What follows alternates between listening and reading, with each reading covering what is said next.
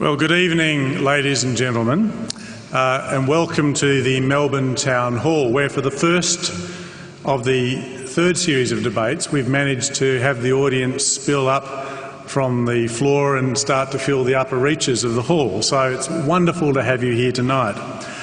On behalf of St James Ethics Centre, the Wheeler Centre, the Melbourne Food and Wine Festival, The Age, the City of Melbourne and the ABC, all of whom have worked together to make this event possible, I'd like to welcome you here to the Town Hall, as I say, for the first debate in our third season. Tonight we are gathered on the traditional lands of the Kulin Nation, and I wish to acknowledge them as the traditional owners. I'd also like to pay my personal respects to their elders and to the other elders of other communities who might be here tonight. My name is Simon Longstaff. I'm the Executive Director of St James Ethics Centre, and I'm delighted to chair tonight's debate. Now, I should mention that later on in the proceedings there will be an opportunity for you within the audience to contribute to the debate, speaking for up to a minute for or against the proposition if you're minded so to do.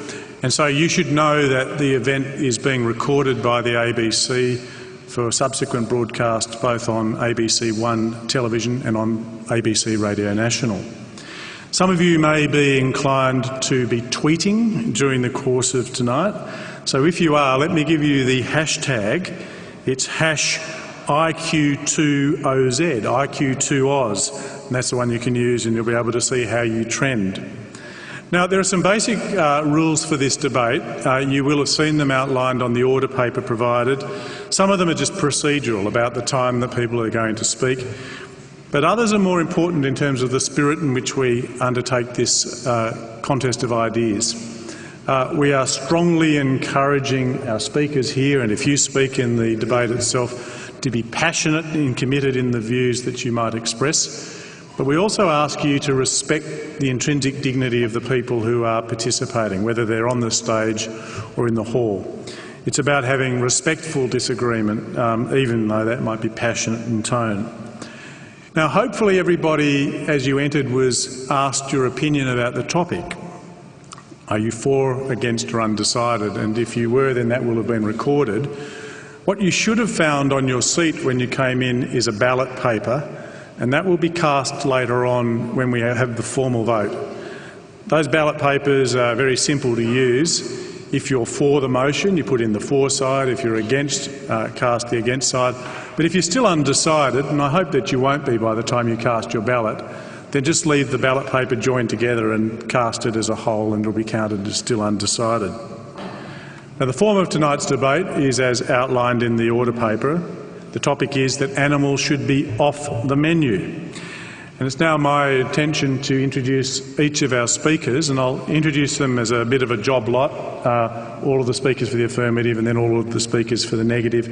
And after I've introduced them, each side, I'd ask you to welcome them then as a whole. The first speaker for the affirmative is Peter Singer, born in Melbourne, educated at the University of Melbourne and the University of Oxford. He's taught at the University of Oxford, La Trobe University and Monash University. Since 1999, he's been the Ira W. DeCamp Professor of Bioethics at the University Centre for Human Values at Princeton University. And from 2005, he's also held the part-time position of Laureate Professor at the University of Melbourne in the Centre for Applied Philosophy and Public Ethics. Peter first became well known internationally after the publication of Animal Liberation, that seminal work in 1975. Since then he's written many other books, including Practical Ethics, The Expanding Circle, How Are We to Live, The Ethics of What We Eat with Jim Mason, and most recently, The Life You Can Save. He's joined by the second speaker, Philip Wallen.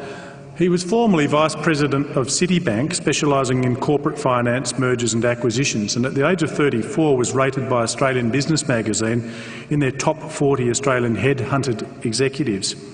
But at the age of 40, he witnessed cruelty on such a colossal scale that it affected him profoundly. He decided to give away everything he owned with warm hands and to die broke, and he says so far he's right on budget.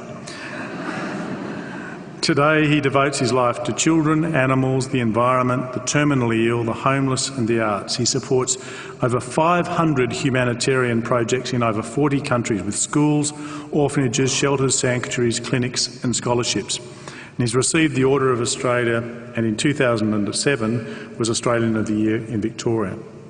And finally, joining the team for the affirmative is Veronica Ridge, a senior editor at The Age, who's currently editing the Life and Style section of the Saturday Age. Previously, Veronica was editor of Epicure, The Age's weekly food and wine section, and in 2010 won the Best Food Journalist Award at Le Cordon Bleu World Food Media Awards for 3 articles published in Epicure on food ethics and the future of food. She's held several senior editing positions involving education, the arts, literature, entertainment, cultural and social trends, health and lifestyle and property. She's got an honours degree from RMIT University in literary journalism and studied philosophy, as I discovered during the chat before, although she struggled with some of the French philosophers, as we all do. A proud Melburnian, long after starting out as a cadet reporter, Veronica still gets a daily thrill from the publication of beautifully crafted words on newsprint and online pages. Please welcome them all.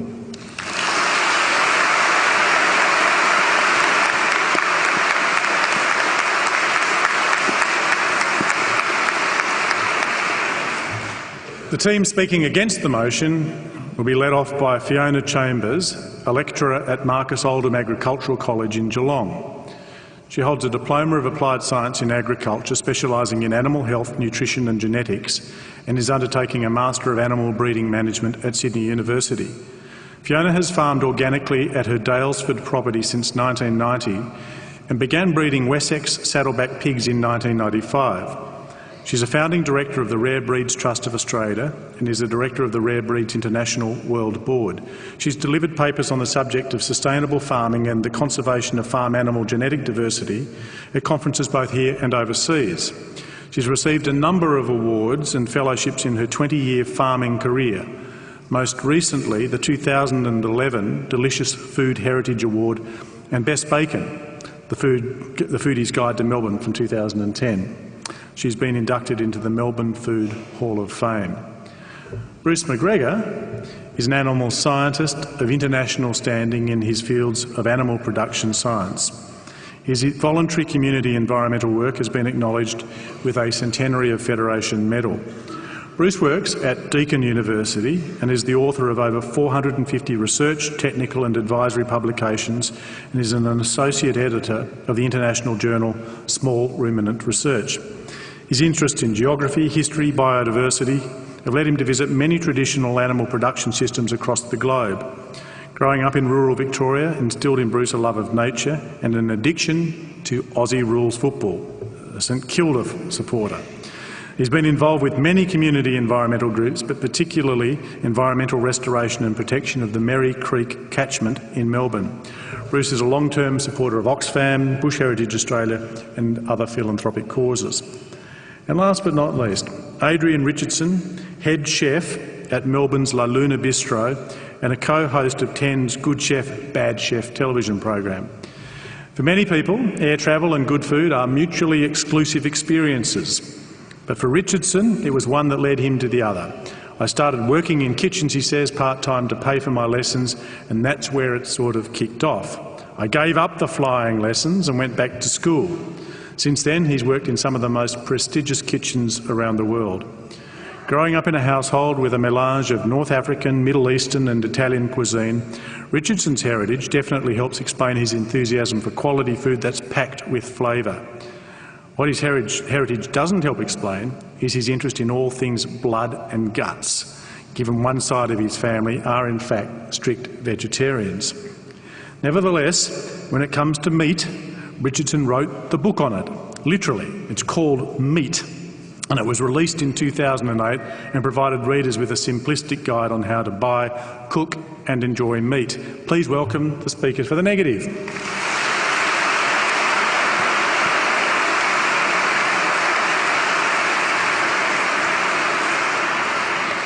Ladies and gentlemen, the proposition before this House is that animals should be off the menu. I invite Peter Singer to address this House with his arguments for the affirmative.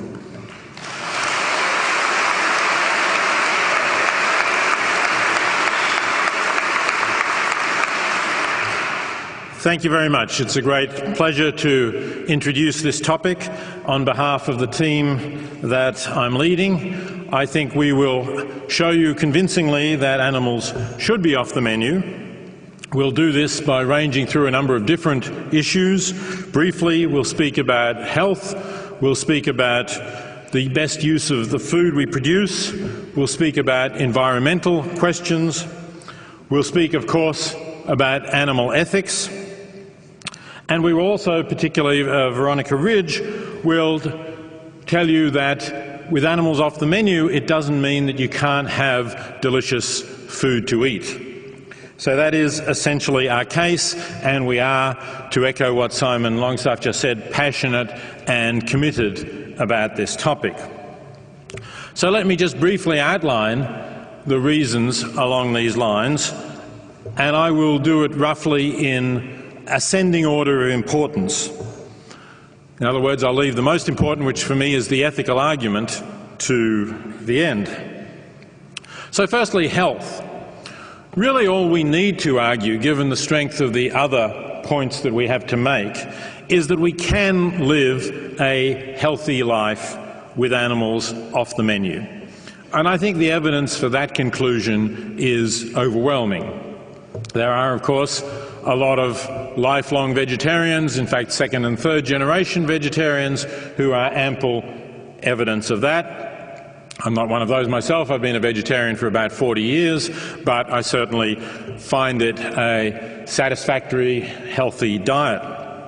And there is now accumulating a lot of evidence that indeed the eating meat is likely to be bad for you. We're not here to say that any amount of whatever animal you might eat is necessarily going to shorten your life, but the evidence is accumulating. Just last week there was a new study published in the Archives of Internal Medicine, led by scientists at Harvard, one of the biggest studies, a study that has followed more than 100,000 people for an average of over 20 years, so a very difficult, time-consuming study to do.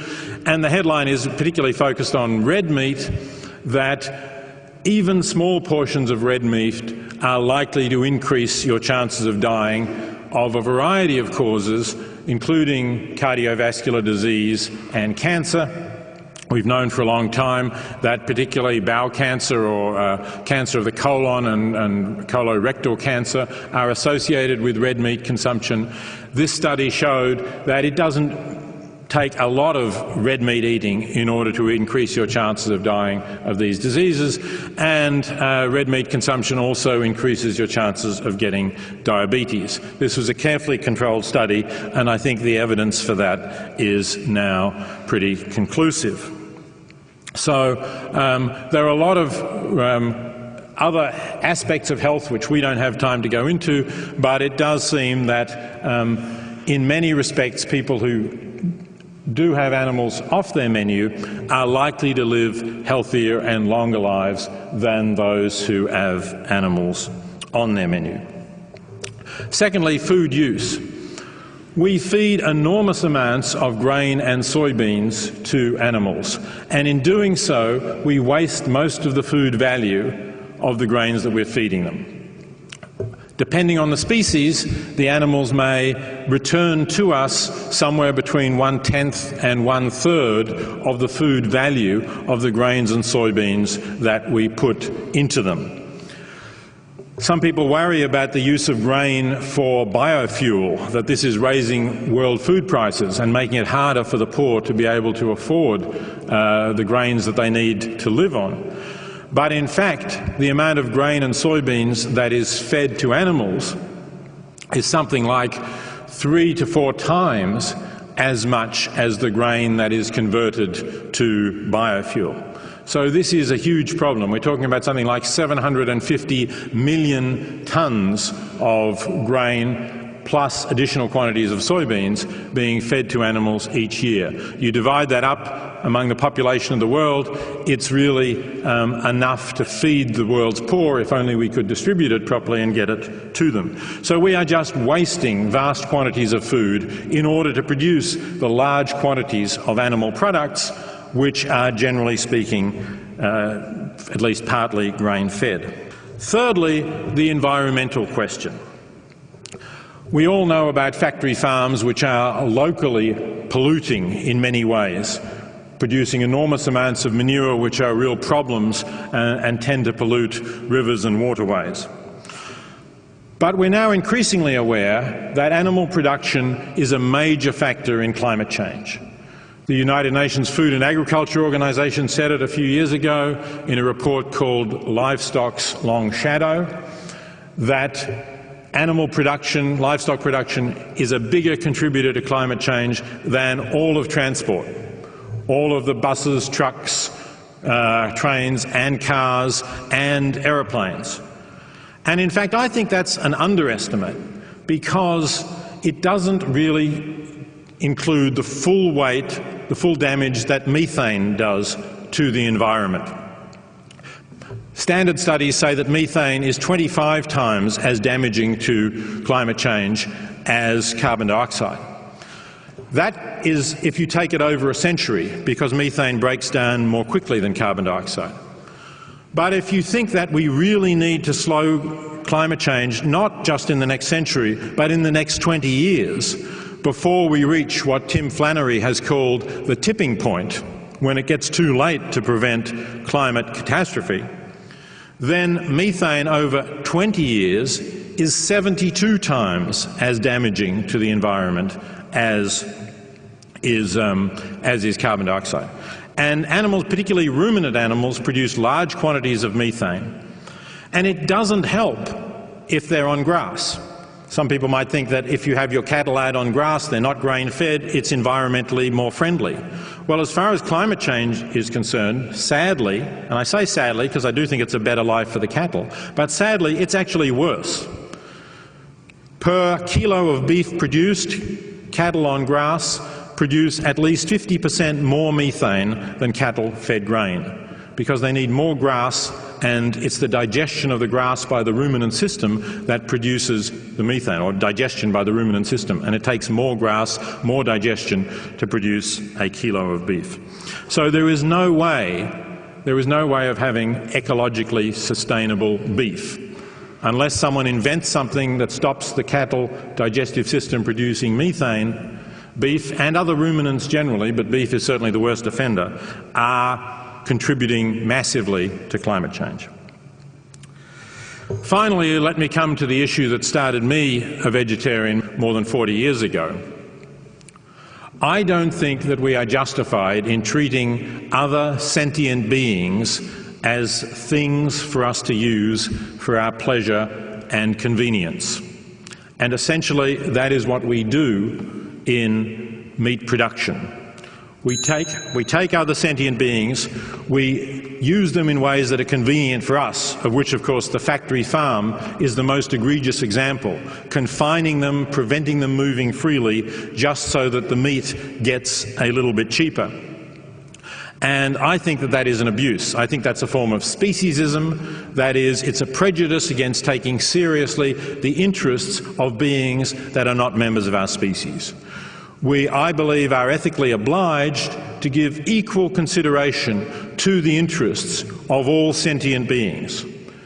Now, I don't say that that means they have equal rights with us. They obviously don't have the right to vote. They don't have the right to freedom of speech. That doesn't make sense.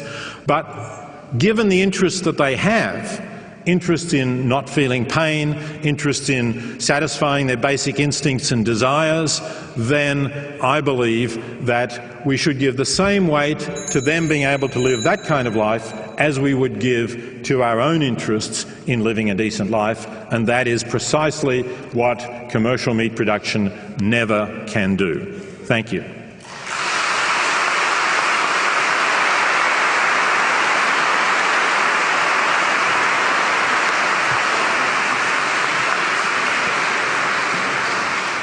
Fiona Chambers.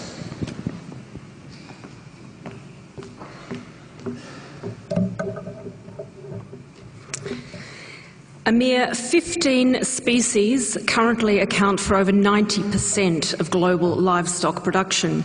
And of these, about 1/3 of cattle, pig, chicken and breeds already are extinct or currently at risk of extinction. To take these animals off the menu would move them from being at risk of extinction to being extinct. And extinction is forever. This would be an ecological and food security disaster. The irony is that in order to save these breeds and species, we do have to eat them, a paradox that exists because of symbiosis. That's an interaction that occurs when different organisms live in close proximity and association together, and typically to mutual advantage. So, for example, when a bee takes nectar from a flower, in payment for that, it transports pollen to other flowers to fertilise them.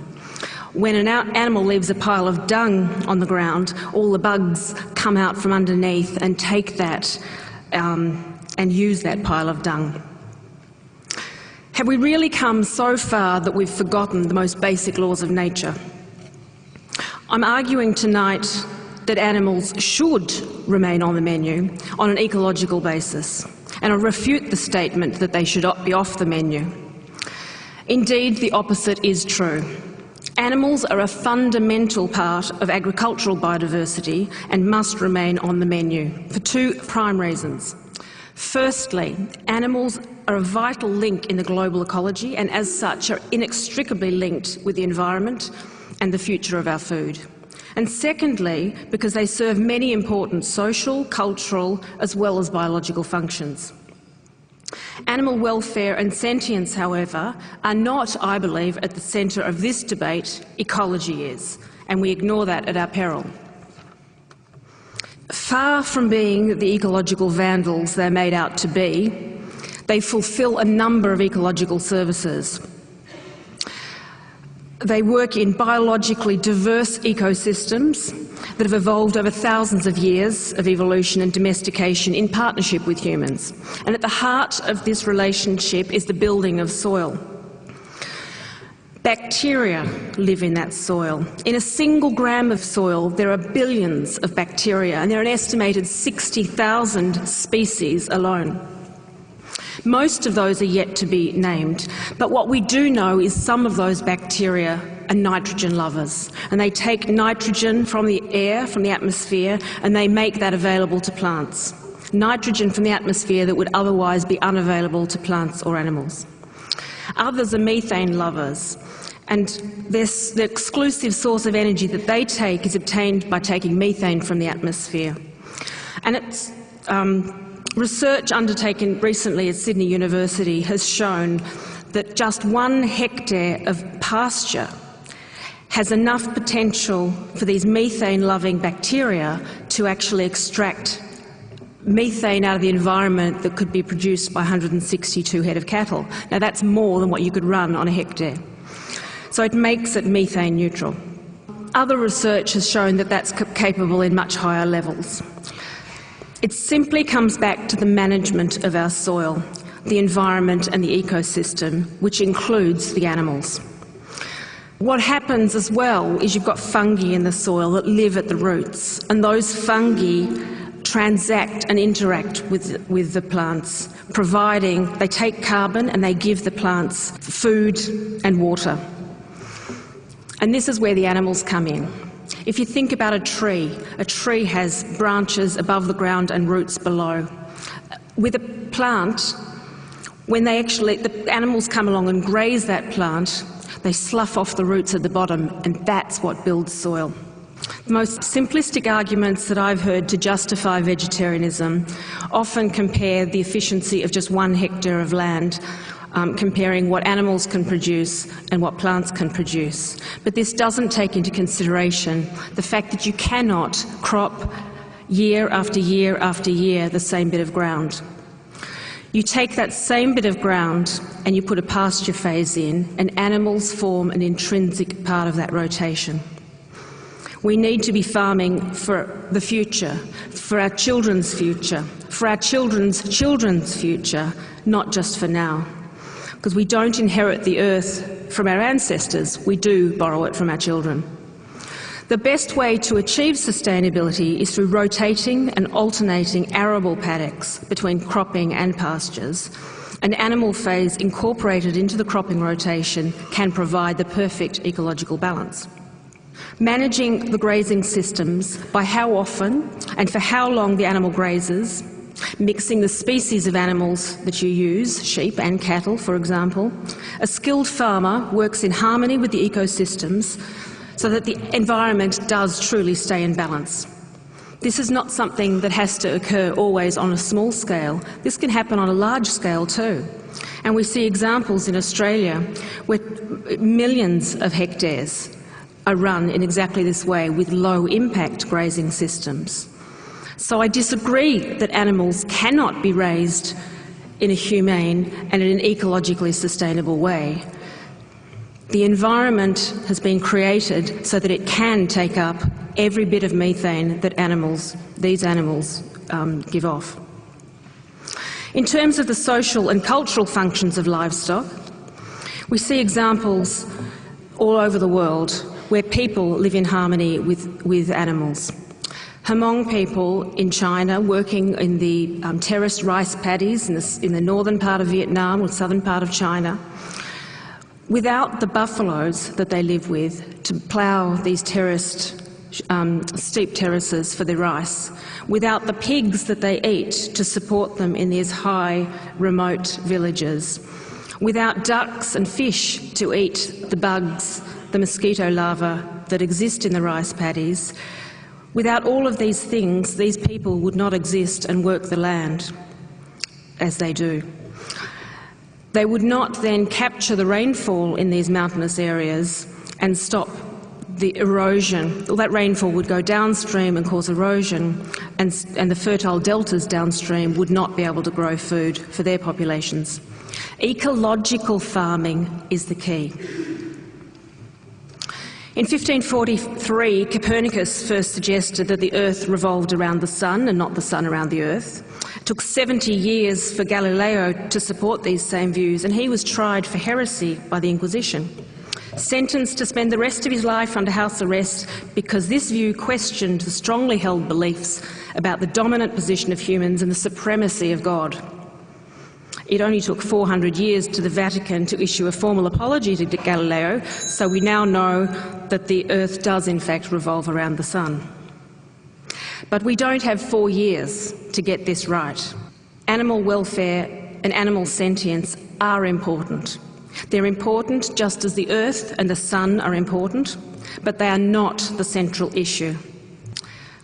Without diminishing at all the importance of this, the highest animal welfare standards alone do not guarantee us ecologically sustainable farming systems, and this must be our highest priority because our future food security depends on it. FAO supports this view and has stated the conservation and sustainable use of biodiversity for food and agriculture play a critical role in the fight against hunger by ensuring environmental sustainability while increasing food and agricultural production. Thank you.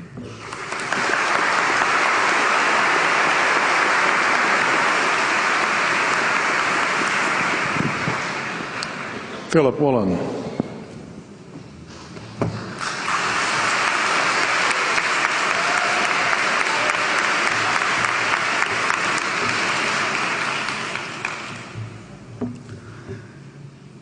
King Lear, late at night on the cliffs, asks the blind Earl of Gloucester, "How do you see the world?"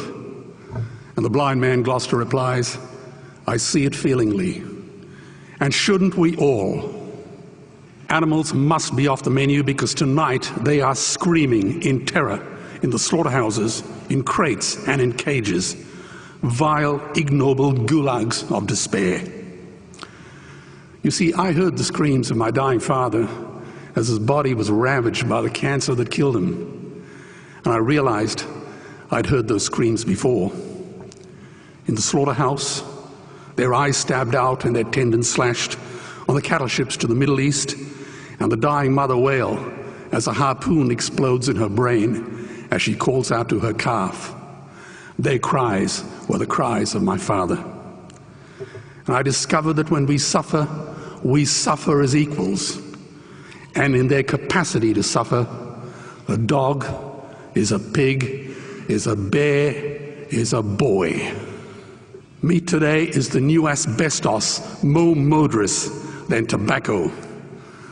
CO2, methane and nitrous oxide from the livestock industry are killing our oceans with acidic, hypoxic dead zones. 90% of small fish are ground up into pellets to feed to livestock. Vegetarian cows today are the world's largest ocean predators. The oceans are dying in our time. By 2048, all our fisheries will be dead, the lungs and the arteries of the earth.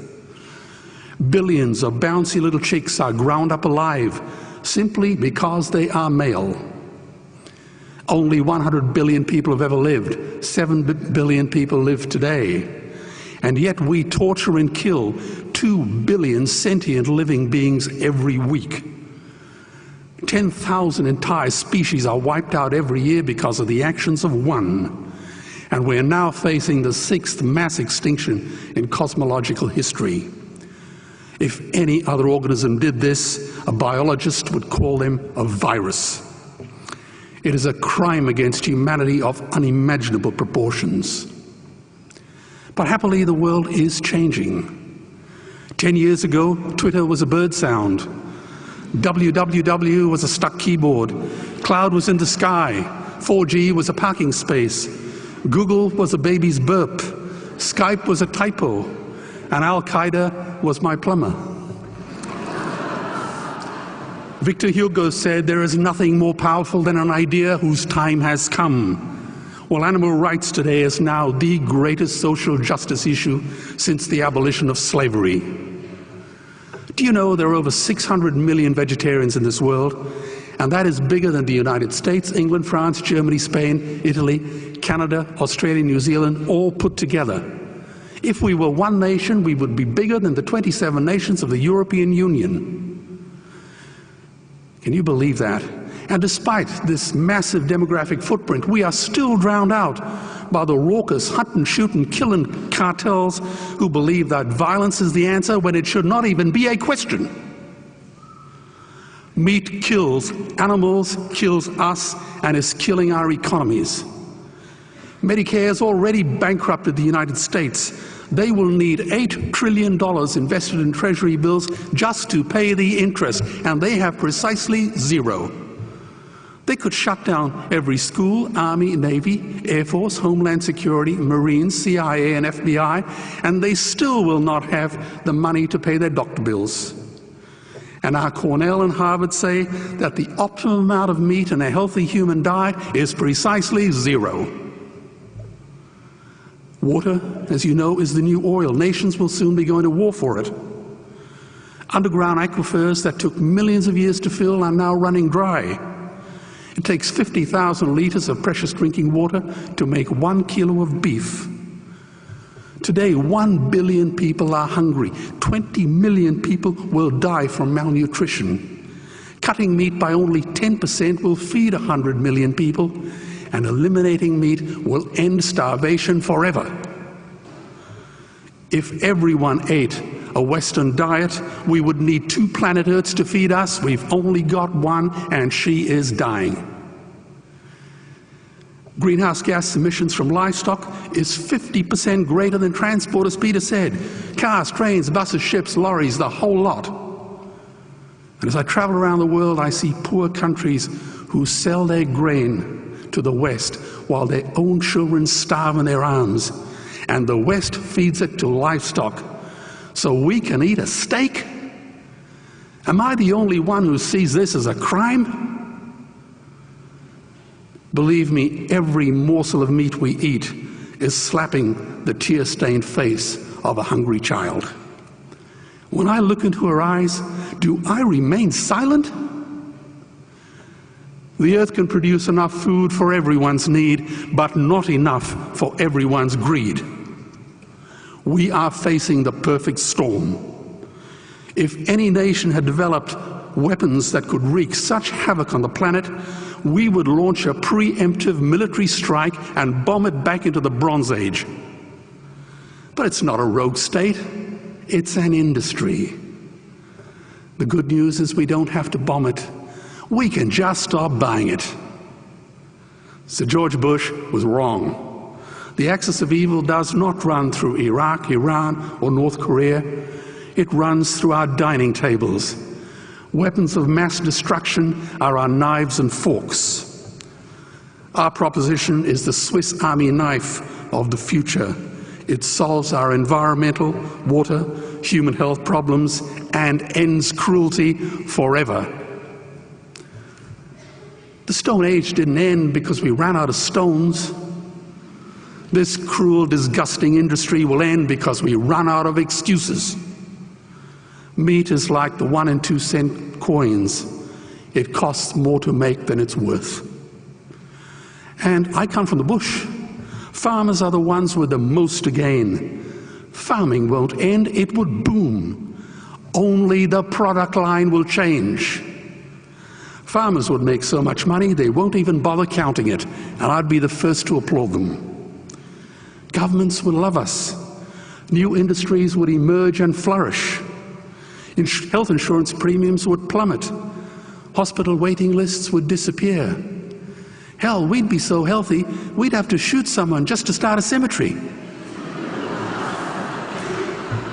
So tonight I have 2 challenges for the opposition. 2 challenges. Meat causes a wide range of cancers and heart disease. Would they name one disease caused by a vegetarian diet? And 2, I'm funding the Earthlings trilogy.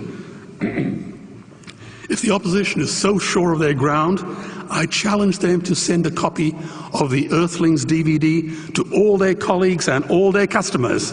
Go on, I dare you.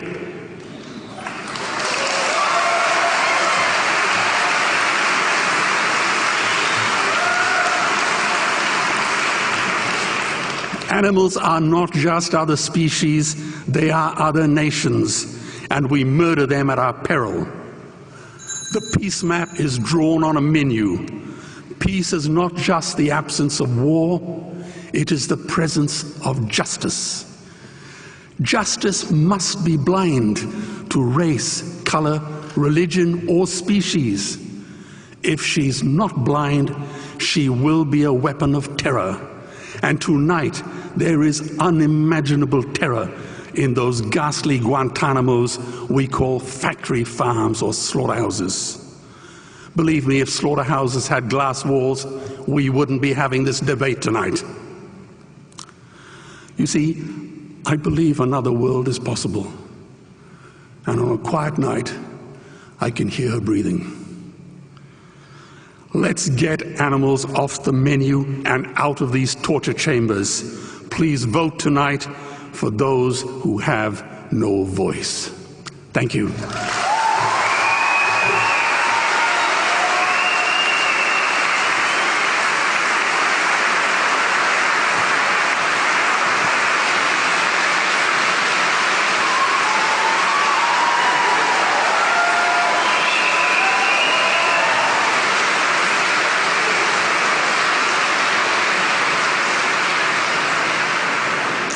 Bruce McGregor.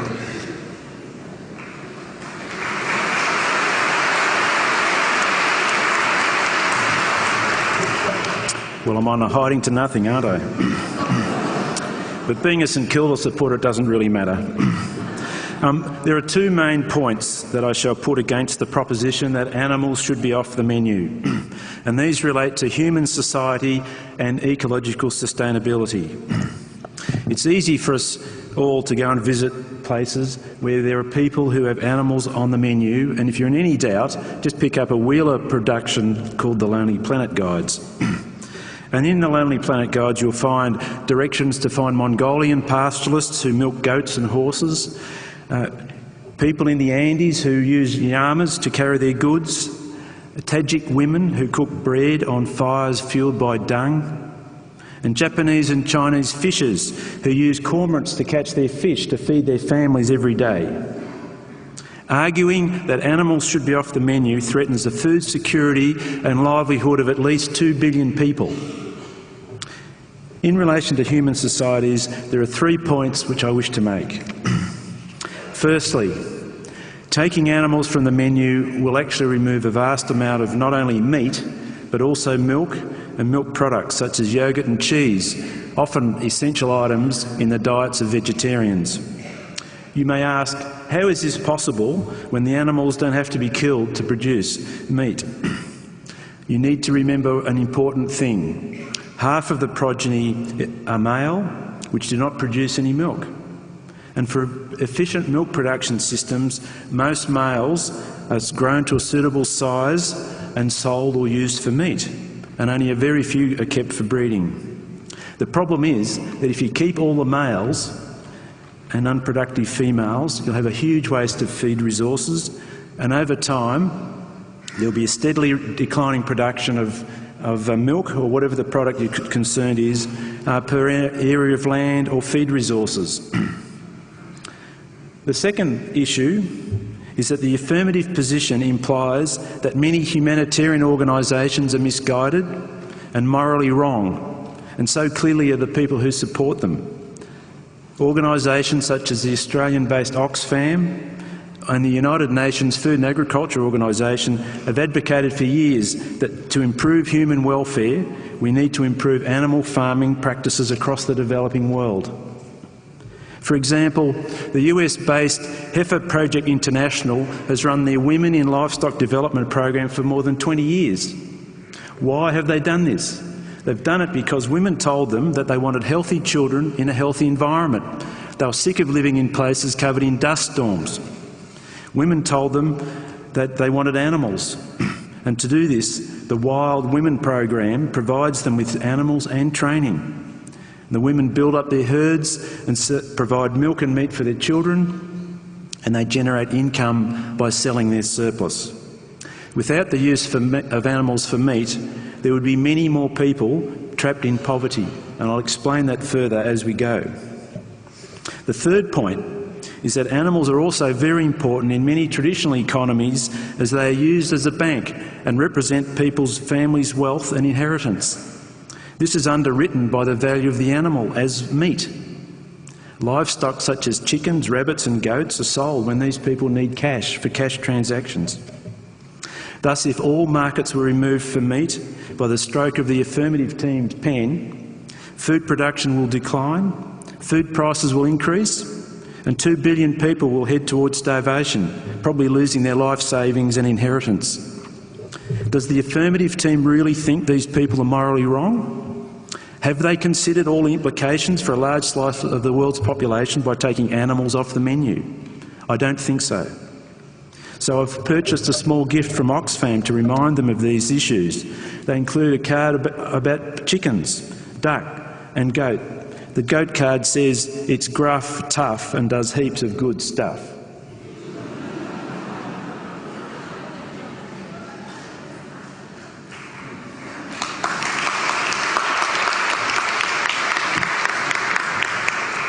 Now, the relevance of that is related to the 3 ecological points I wish to make.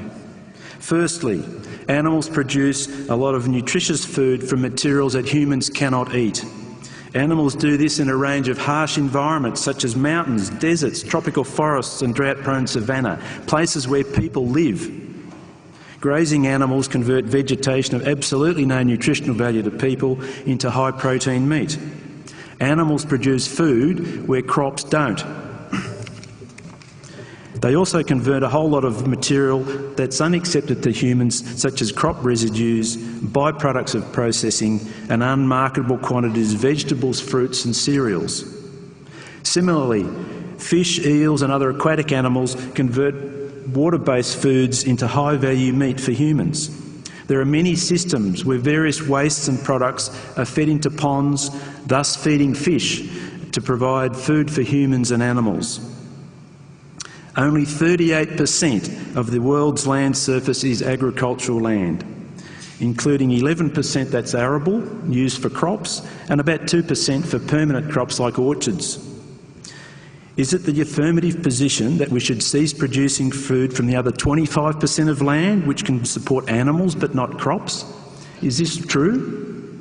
The second ecological issue is that the natural surplus in many natural populations can be sustainably harvested for human food.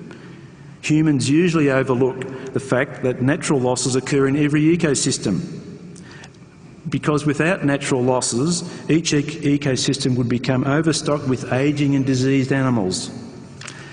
Depending on the system, a half or more of each generation is naturally lost to disease and predation. Thus, in a well-managed system, natural losses can be harvested for meat. Obviously, this is only acceptable if the ecosystems are managed carefully and sustainably. I'm not here to advocate harvesting of endangered species or the exploitation of threatened ecosystems, but there is evidence that farming of endangered species can help with their survival. An example comes from North America, where native North Americans had complex cultures related to the migration of American bison. They had cultural limitations on the harvesting of the meat. Unfortunately, the American bison almost became extinct courtesy of the land wars that were waged against native North Americans. By the early last century, there were only a few thousand bison left, but they were saved in large part because of the number of farm bison, which increased rapidly. And in recent decades, bison have been used for meat and are now helping to restore degraded prairies. The critical issue with harvesting natural ecosystems is that too many species are not sustainably harvested. This is not evidence that animals should be off the menu. It is evidence that there is a need for more biological research into the productivity and resources available for these food stocks, and there's need for greater government oversight and enforcement of regulations. Every time you hear people say that we want less tax, that means less oversight and less enforcement. The third ecological issue is the environmental problems with cropping. Irrigated agriculture, for example, requires the extensive damming of rivers, disruption of ecosystems and degradation of land, including erosion, nutrient depletion, salt incursion and exotic weeds. All of these things are associated with cropping and land clearing. The alternative to cropping are systems of mixed enterprise agriculture, which Fiona referred to, where animals help to break disease cycles in crop systems. The effects of climate change over the next 40 years is predicted to reduce crop yields between 10 and 20% through the tropics and subtropics, and increase the amount of marginal land for cropping. There will be little alternative to the people who live there but to use this marginal cropping land for sustainable animal production. There is much to learn about these systems.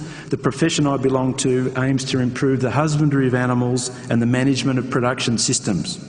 Research is making these industries better. However, the investment into scientific research on a global scale is declining every year. Without appropriate investment, there will be little further development. Thank you very much.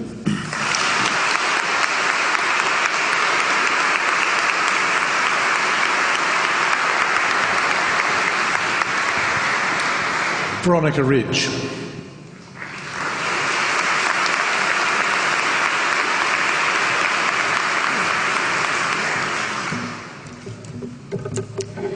Last month, at a slick food and design event in Milan, the world's top chef René Redzepi from Denmark excitedly unveiled his newest Epicurean discovery. It was simple enough, an innocuous-looking pine frond gleaned from the forests of Scandinavia, apparently with a citrus tang to die for.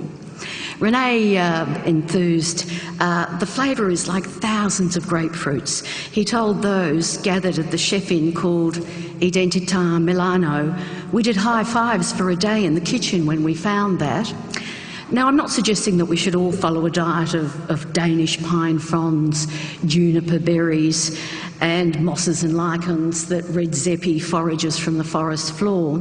And yes, Redzepi also serves meat, some of it on the extreme side. There's poached deer, whale penis, And you can choose to devour a live wriggling shrimp in brown butter if you so desire. The point I'm making is that at the world's top restaurant today, you can have a wonderfully entertaining, inventive and delicious meal made for you without slaughter. There has been a revolution in vegetarian and vegan cooking and eating in the past decade. A new generation of cooks are using vegetables, spices, nuts, seeds, herbs and all kinds of other seeds and nuts in incredible ways. Gone are the mung beans and bland wholemeal pies that accompanied the whiff of 1970s hippiedom. In fact, much of the pleasure and excitement in eating today is this new wave of vegetarian and vegan food that follows an ingredient-led locavore agenda. Let me share a dish with you from a distinguished European vegetarian restaurant, the Café Paradiso in Cork, Ireland. Its description: creamy feta, pistachio and couscous cakes with sweet and hot pepper jam, citrus greens, coriander yoghurt and spiced chickpeas. Vegetarian degustations you can get here at Jacques Raymond, Vue de Monde, the Royal Mail at Dunkeld, at the Lake House at Dalesford are among the finest that you will find anywhere. Jacques Raymond's latest vegetarian degustation menu has 9 courses that build in texture, richness, flavour and drama as each is served. The final savoury dish in the lineup is a warm terrine created using lightly steamed Nicola potatoes, layered with aged Comté cheese and then seared to a golden crispness top and bottom. It's paired with crunchy tempura enoki mushrooms, a clean green sage and nettle puree, sharp poached nectarine for contrast, and there's a lovely hit of wasabi from granules that are a bit like sand, using a molecular gastronomy cooking technique. No amount of beef, lamb, chicken or fish could improve these meals. The same goes for vegetarian and vegan food from Melbourne's ethnic cuisines: Indian, Lebanese, Japanese, Mexican, all cultures that celebrate delicious and healthy animal protein-free dishes, and they have shown us how to do it. Recipes. The most innovative vegetarian recipes today are from the food writer Yotam Ottolenghi, who pens a column in The Guardian called New Vegetarian. Ottolenghi sets out, he says, to create fireworks with vegetables using noisy ingredients: lemon, pomegranate, garlic, chilli.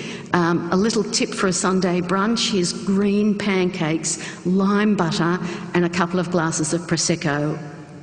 Google his recipes, you'll be amazed. Meat alternatives. New York Times columnist Mark Bittman recently did a blind taste test comparing chicken and fake chicken made from plants. He couldn't tell the difference, using the criteria taste, texture and chewiness.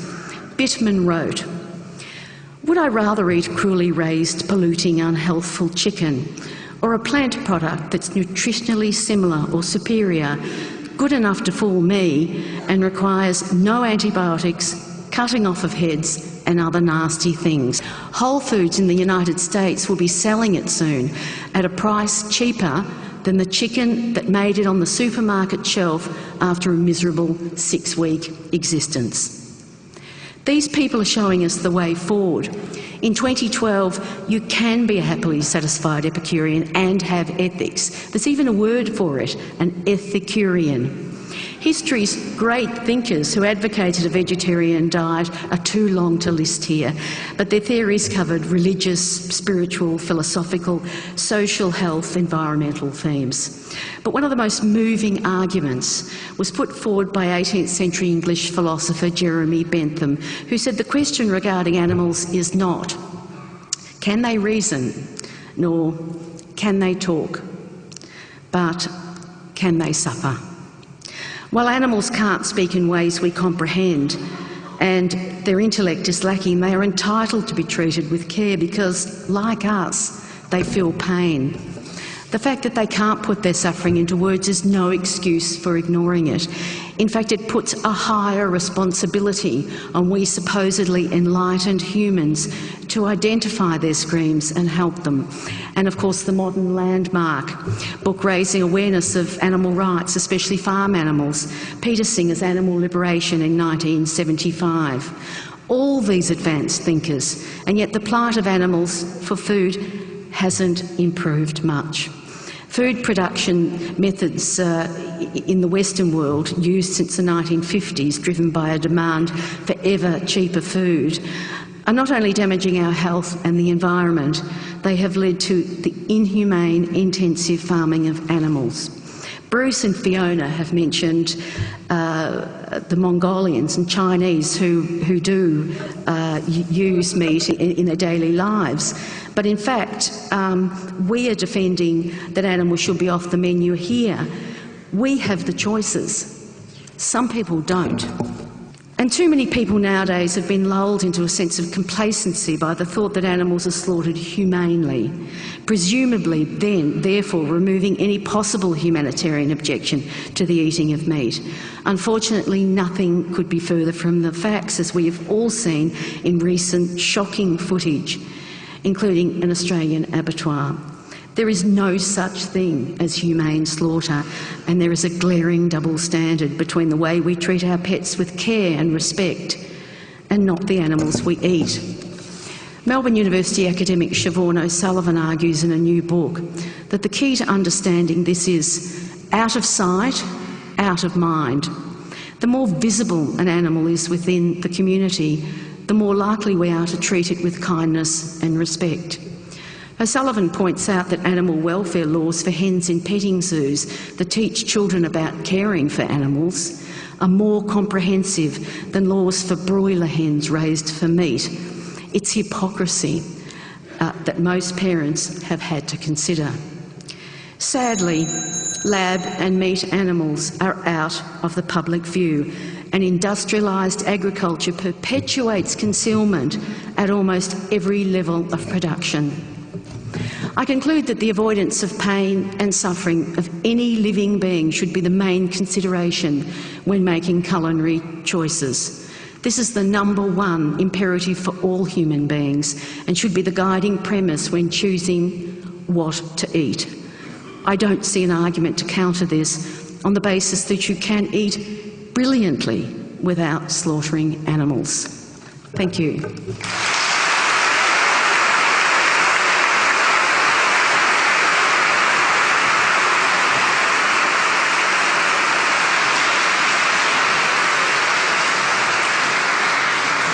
Adrian Richardson.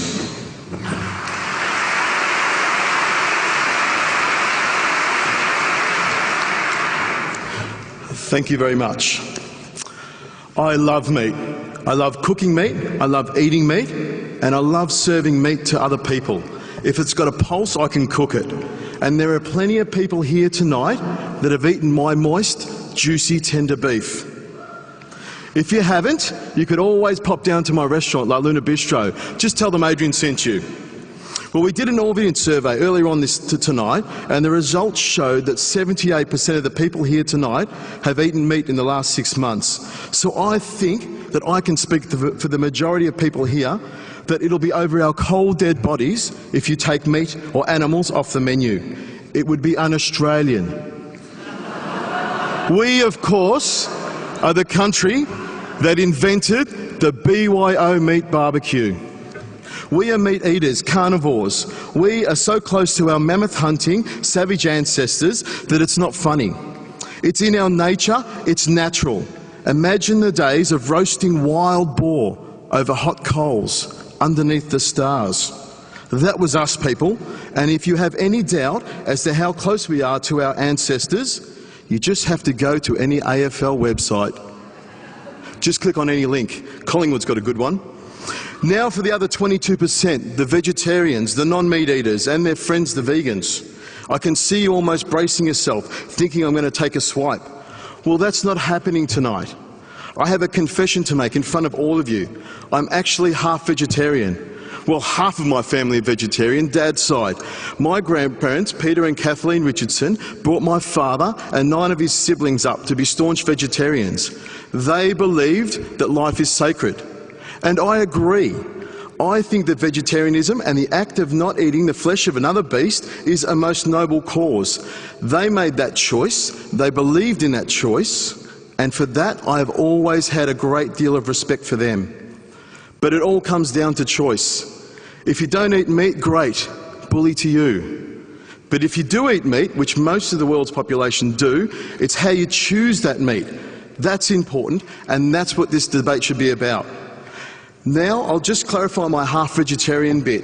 For the first 2.5 years, I was a vegetarian. That was Dad's choice. I didn't eat any meat. But that all ended one Sunday afternoon. I was sitting on my grandmother's knee, my nonna, my Italian part of the family. They ate meat, and a chicken wing magically appeared. I suspect a little foul play was at hand, but that chicken wing was devoured. It was devoured so much that the bones crumbled in my hands. And you know what? I made the choice from then on. I would eat meat, I would enjoy meat, and I would have respect for the meat. But a month later, my dad, the vegetarian, he was seduced by the same cunning beast. A whole roast chicken, stuffed with rice, lemon and parsley, and a little garlic butter pushed underneath the skin of the breast to baste the chicken from the inside as it cooks. Now that's a little tip for you next time you cook a chook. Now I've heard much talk this evening about how eating meat is unhealthy. It will cause you cancer and kill you, from experts who's talking statistics and studies. We all know how well statistics and studies can be manipulated. Just watch an episode of Today Tonight. I can only talk about my own personal experiences. My grandparents, my dad's parents, the vegetarians, ate very well. They grew their own fruit and vegetables, baked bread and cooked and ate the most amazing vegetarian food.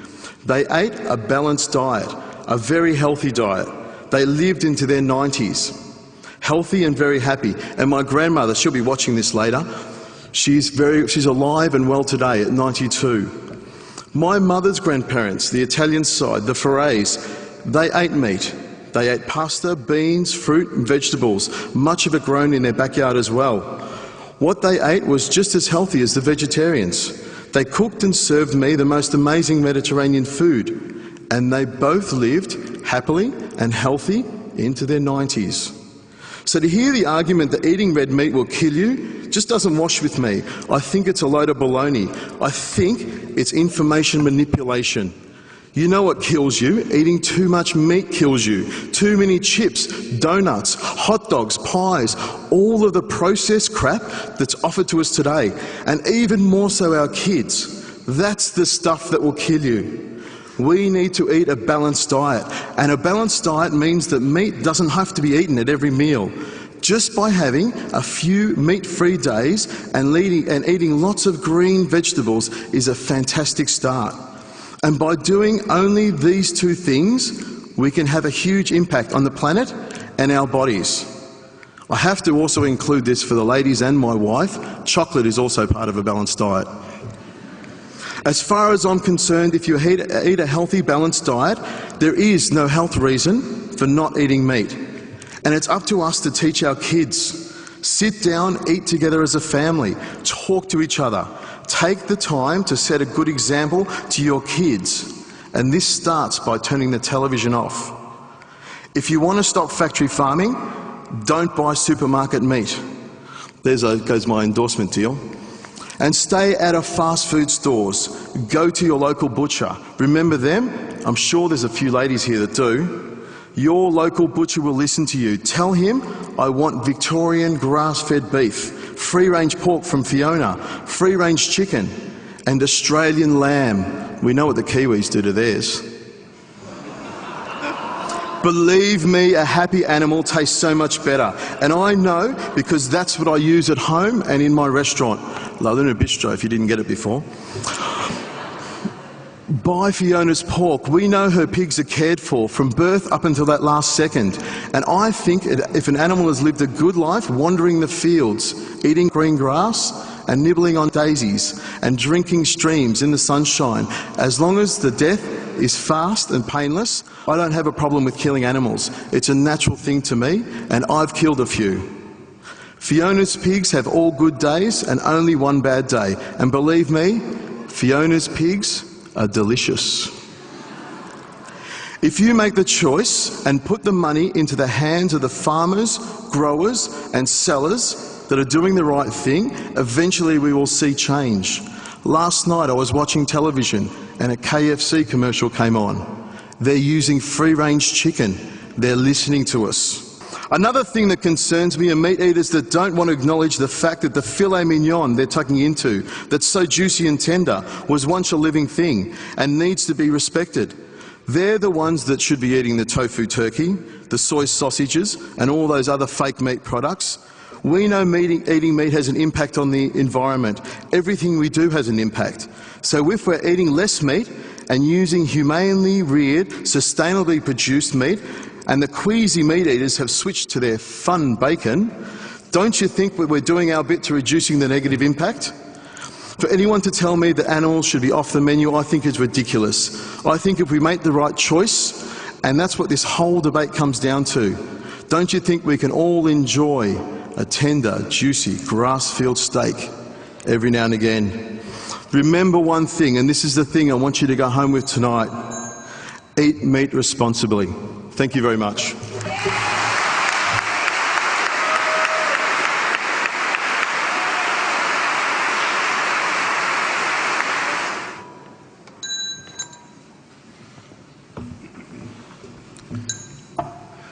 Well, ladies and gentlemen, you've heard the arguments from our 6 speakers, and in a little while you'll be able to cast your vote. But before you do, there's an opportunity now for people in the audience themselves to contribute to the debate. So what I'd like to do, if we bring the lights up a little bit, there are microphones just here, here and up the back. And what I'd like to do is provide anybody who wants to speak for the motion or against the motion up to a minute to do so. Perhaps make your way to the microphone if you'd like to have a go at influencing the audience and how it's going to vote. Before I do though, Philip, you issued a challenge to the other side, and I don't think they heard it because you had a bit of a frog in your throat at the time. So do you just want to repeat what that challenge was? There were 2 challenges. The first one, we know, well, everyone except the opposition knows of the cancers and heart diseases caused by meat. Let's accept that.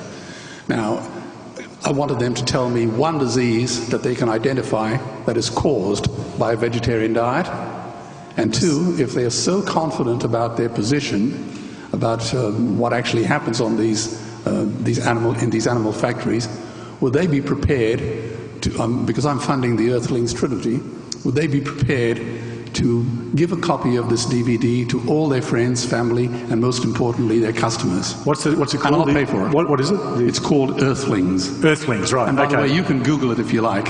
Okay, so if anybody wanted, and we'll come back to you in a moment, I won't get you to respond just now, but if you believe that the factory farming process is defensible, and I'm not sure that you've argued that, then would you give Earthling to others? Okay, let's get to the audience. Now, we'll take it in order of for and against so that there's an equal chance, and I'll start over this side first. So is there anybody there who would like to speak for the motion?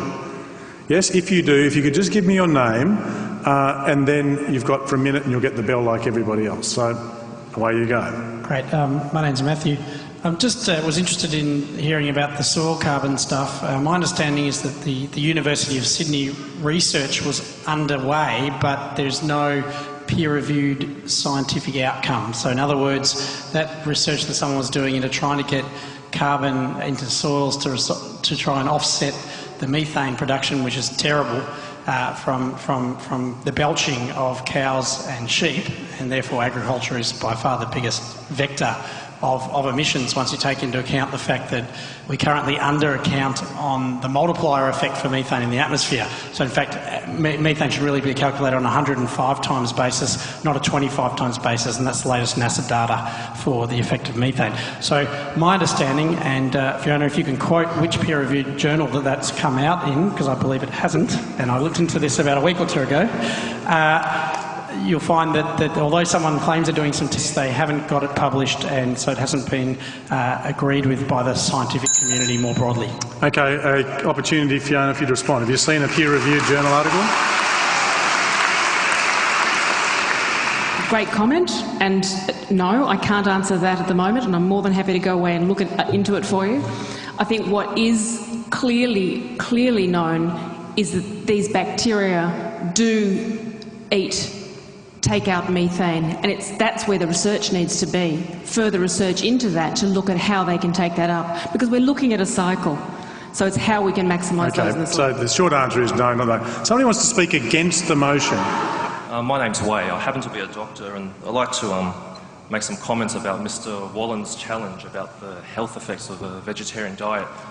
Now, I would like to comment that there has been some research that shows that vegetarians do lead healthier lives than meat eaters, but unfortunately a lot of the meat eaters in those studies are those who eat, steaks and hot dogs and chips and hamburgers every day. What hasn't been adequately studied are people who eat a balanced, healthy diet with small, medically recommended amounts of meat. He wanted me to mention a number of diseases that can be caused by a vegetarian diet. Now, I do agree that a balanced vegetarian diet can result in very good health, but unfortunately it's not always easy to get it right, and a significant number of people do get it wrong. I think in Western society, a vegetarian diet does lead to the increased risk of deficiencies of calcium and iron, which can impair brain development. In the third world, it's almost a death sentence. I'd like to mention that Mr. Wallen mentions cancers and cardiovascular disease especially. Now, nearly everything causes cancer, but one of the most studied and most infamous carcinogens is aflatoxin from plants. Okay, thank you. Thank you. Okay. So I'll now take somebody who wants to speak. Can I just comment? Yeah, I just wonder whether Dr. Wei has actually seen the Archives of Internal Medicine study that was published a week or so ago, because it is controlling for the variables you've mentioned. It's controlling for other things like the amount of fat eaten, whether people are eating chips. It's also, relating to what Adrian said, it is both unprocessed and processed red meat. It's not only. So I do think there is evidence that even modest amounts of red meat contribute to an increased mortality from these diseases. And I have a fantastic mind for trivia, and I remember learning at school that if you eat 20 kilograms of onions, you'll get sickle cell anemia. And that will be the least of your problems. Right, I'll come back. Down here, somebody wants to speak for the motion. And Adrian, you said that eating meat is a natural thing. We've evolved to do it. But I want to know what is natural about drinking another animal's breast milk, scalding chickens alive to defeather them, force-feeding ducks with tubes down their throats so that we can enjoy foie gras, and systematically separating male and female calves so that one can be slaughtered for veal and the other for breeding, and what is natural about keeping hundreds and thousands of animals cooped up in cages in which they cannot stand up, they cannot turn around, and they can barely move. Right.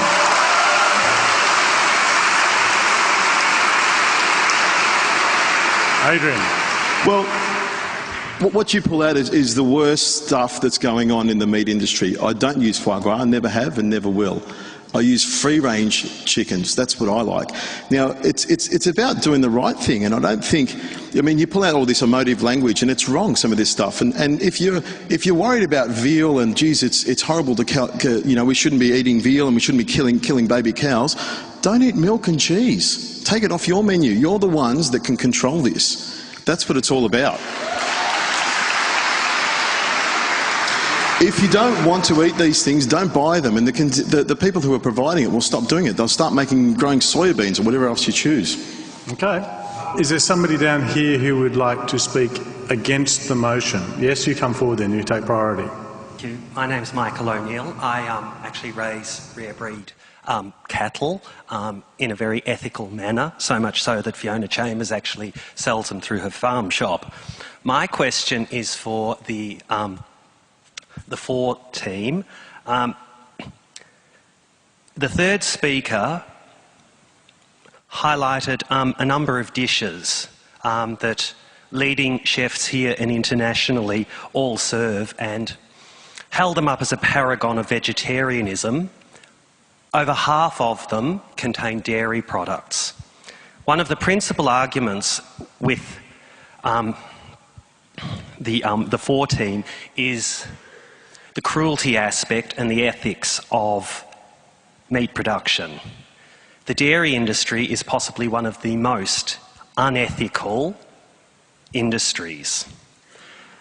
How can they advocate dishes or that we should eat dairy product when dairy products come from milk? Milk can only be produced when a female lactates. For a female to lactate, it has to conceive and deliver a live birth. What happens in the dairy industry is that the progeny is taken from the mother so that the mother can produce obscene amounts of milk. I think we've got the point, so thank you very much for that. Now, if there's anybody from the dairy industry, you can have a say in a moment. Who wants... This was really directed to you, wasn't it, about your dairy included recipes? We don't agree with using dairy products either. I could have given you a vegan example for every example I gave you there. We were looking at, my argument was the slaughter of animals and the inhumane treatment of animals.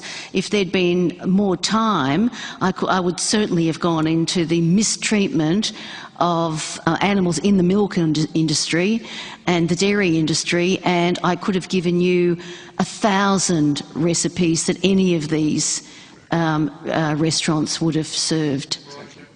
Are you arguing against dairy with the same vehemence as you would against the meat industry? Yes, I am. Right, okay. Somebody who wants to speak for the motion from up the back. Is there anybody up there that's waiting to speak? I've just got a couple of points that I want to address from the side speaking against. The first one is that I felt like the actual moral issue of the sentience of the animals themselves wasn't really addressed by the side speaking against, and when it was the last speaker, sorry, I forgot your name. You mentioned that if you do see the moral issues of eating sentient beings, then eat less meat. But for me, that's on the same spectrum as not eating meat at all. It's just probably taking less action. Another issue that I found with your arguments was one of you mentioned human superiority and certain thinkers having different ideas on the kind of speciesist view that humans have had throughout history. I found that kind of ironic, considering I think that's the debate that we're having right now, is, you know, how important we are as opposed to the rest of the other beings that we live on Earth with. And I feel as though the bringing up certain cultures in other countries is kind of a form of cultural relativism, where you kind of remove yourself from the moral dilemma and excuse it because it is a different culture. Okay, thank you. Just hold that. We'll come back to you in a bit later. We'll get a few more people. Somebody who wants to speak against the motion? Yes, down here, and then we'll take one for the motion from over there.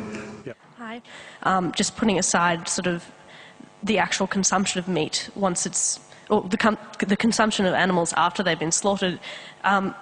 If it's no longer an economical situation where we are eating meat, then what do you actually imagine happening to those animals?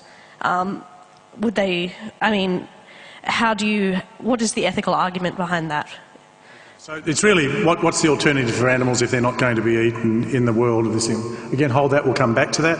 And a speaker for the motion down here. Yep, I have a question directed at, is it Bruce in the middle? Bruce? Hi. All right, Bruce, I'm a Yank, and I was delighted when you mentioned one of my favorite species of animal, which was the great American bison. And I think you'd be interested to know that it wasn't that the great American bison was driven down to a few thousand in number. They were driven down to 27 in a number. And the reason that the great American bison were driven near extinction was because of the cattle industry. And the reason that Native Americans were driven off their land was to make room for the cattle industry.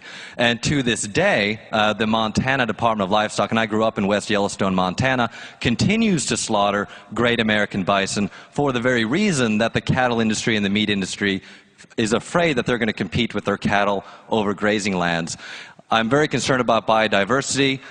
Phil Wollen and Peter Singer brought up the very good point that we're facing this great mass extinction, and when the greatest threats to species surviving is ocean pollution, global warming, and deforestation, and the meat industry is the largest factor in all three of those things, I wonder how meat is good for biodiversity. Thank you. Yeah.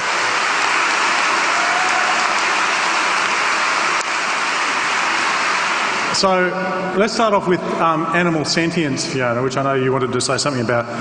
I was going to firstly respond to the speciesism side of things, because why limit it to a sentient being if we're not going to be speciesist? My point was that bacteria and fungi are by far the biggest determinants for us going forward, and we're just completely ignoring them because we're so human-centric and so sentient being-centric. That was my argument. Right, okay, well that's something. Now, do you want to say anything else about sentience? Anybody? Yes, Bruce. A comment about this, because if people need to eat something to live, and we're making a choice between eating live plants and other things. So the argument that's been put to you is that we shouldn't eat sentient animals, but we're allowed to eat plants, which are living things. So you need to really get your ethics clear here about what you are doing as a biological organism, which actually you depend on bacteria in your gut actually to digest most of your food anyway. So you're going through a different process altogether. So we need to be clear what the questions are. And the question that we were asked to debate was that animals should be off the menu, not for us, off all the menus. It doesn't say off our menu or you know, Peter Singer's menu. It says off the menu. Thank you. Now, let's go to a couple of things that were put. One question was about, coming from the floor, Philip, which I think you wanted to answer, was in relation to how should the animals that are no longer going to be eaten, how are they to live? And then I want to, perhaps Peter wants to come in. Let's take this as a serious question about whether or not one's ethical concerns should extend beyond those of other sentient beings to other forms of life, other orders of being. How should we think about that? So, Philip, you have a crack at the first one. You ask, what are we going to do with the animals that we've already got sitting on Earth with us right now? Those animals came into being because their parents were artificially inseminated. They were produced in a factory, an animal factory. All we got to do is turn off the factory. What about just talking about the dairy industry? How did the cows were actually artificially inseminated? So that's a big piece of it. In fact, of the 70 billion animals that are killed according to the FAO every year, 50 billion of them are poultry. And so let's assume, however they come into existence, yes, the cages are thrown open, the pastures are made free range, and the animals wander the world. What happens to them? They're not going to overrun us. You know, let's face that. How will they fare? I'll cut you a bit of slack. I'll let you eat all the animals that are already sitting in the factory farms. Just stop producing any more, okay? Okay.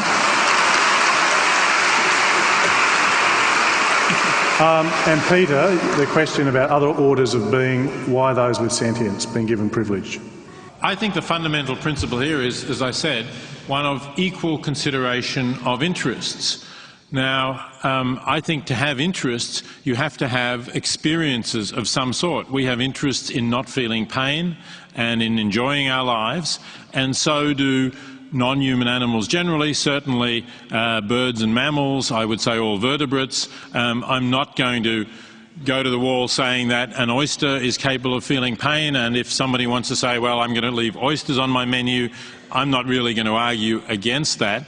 And certainly I don't think that bacteria are sentient beings, and so I don't think that they have interests. So giving equal consideration, You can give equal consideration to oysters and bacteria if you like, but if I'm right in saying that bacteria anyway have no experiences, are not conscious, then it's just giving equal consideration to no interest at all. So it's like when you try to multiply 12 by 0, you still get 0. So I think it's the same sort of thing. If there are no interests there, I don't think that thinking ethically about them for their own sake really makes sense. Of course, they may play a role in the natural ecosystems and they may be instrumentally useful, but I don't think their interests or they can't at the foundation of ethics in the way that sentient beings do. Okay, let's take a few more comments from the floor. Yep, please.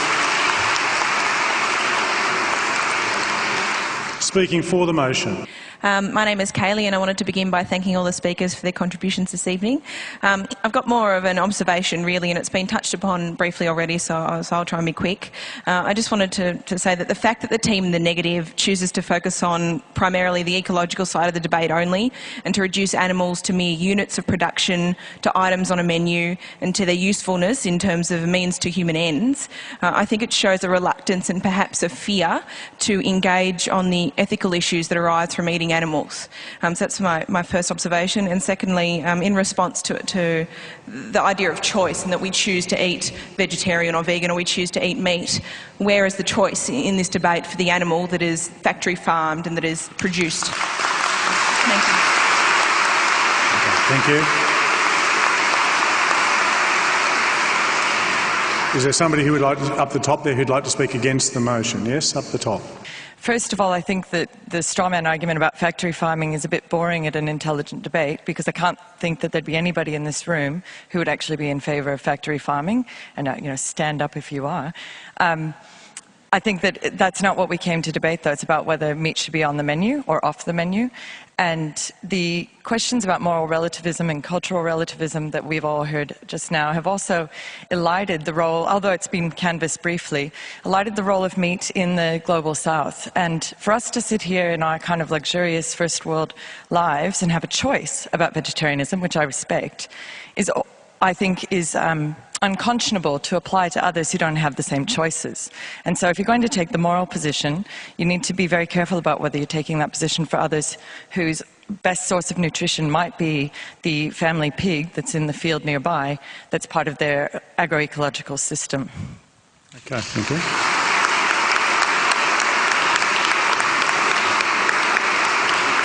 Speaking for the motion, yes.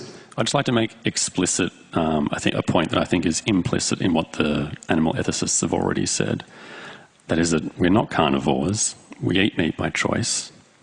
Why would you choose to kill another animal and eat its flesh when you could choose not to? I think meat feeds much more than our body.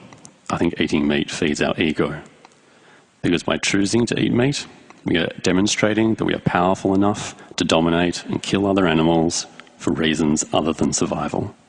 We demonstrate it through technology on a farm where animals are kept in cages, no matter how big or small. We demonstrate it through technology in an abattoir where animals are killed systematically by machines. Lastly and most importantly, we demonstrate it with our wallets, where we pay top dollar for prime steak as a display of wealth. We are not carnivores, we eat meat by choice, and we choose to eat it to feed our ego. Okay.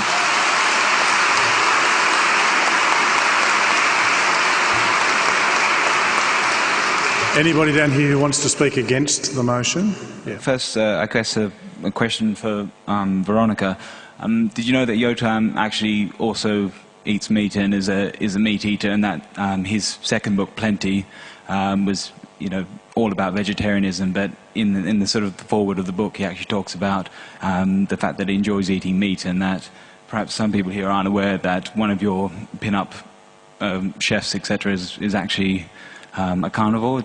Are you aware of that fact? I'm very aware of it. Yeah. He's made it very clear for many years that in fact he is a meat eater, but he's also a very inventive food writer, and that's why he was employed by The Guardian at a time when the readers wanted clever, exciting vegetarian food. But I'm certainly aware that he does eat meat. It's, the point I'm making is that his vegetarian recipes are really clever and creative and well worth looking at. Okay, so you've got 32 seconds to go. 32 seconds. Okay, I guess question for all those on the force side. Have any of you bought a wool suit or wear leather shoes now in the last sort of 6 months? I'd like to answer that for me. Yep. Many years ago, when I'm a merchant banker, I jetted around the world like some big shot. And my favorite food was filet mignon and lobster, a fact of which I'm so profoundly ashamed. Today, I don't consume any animal products. The shoes that I wear, my belt, even my watch band have no animal products in it. And I can now look in the mirror in the morning with a clear conscience.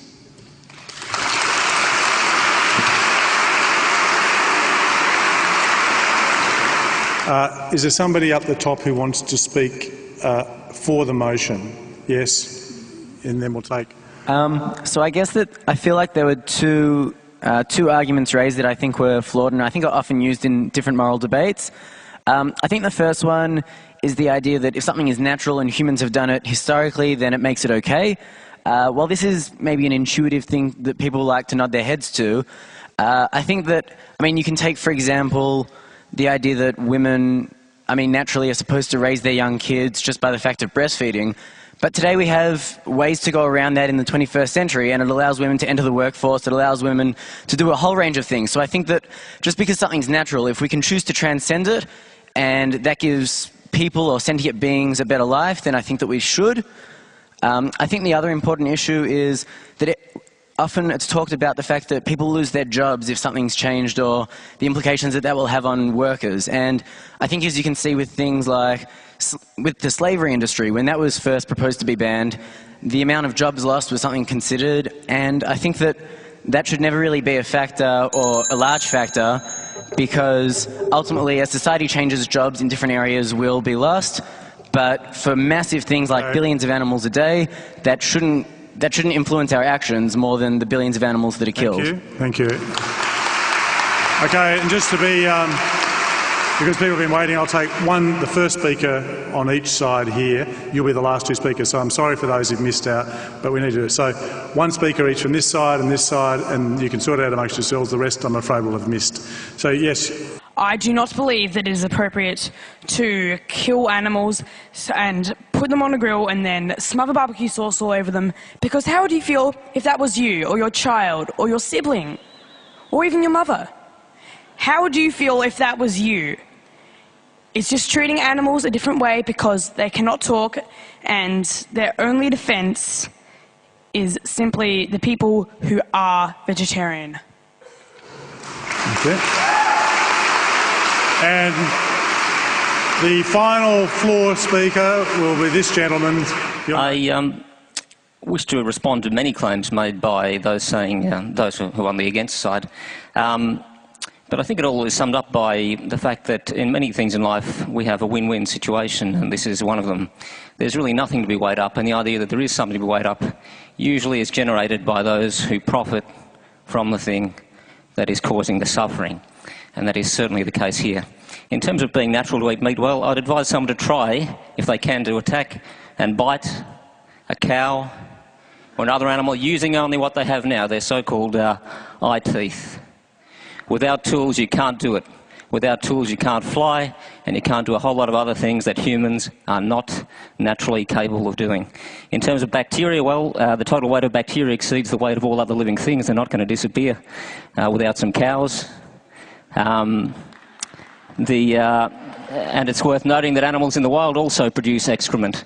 And needless to say, in terms of biodiversity, cutting down trees and breaking up the topsoil, salinating the soil, then killing the animals on the soil and ultimately causing heart disease to the humans who eat the animals, needless to say, kills more animals than being a vegetarian or preferably vegan.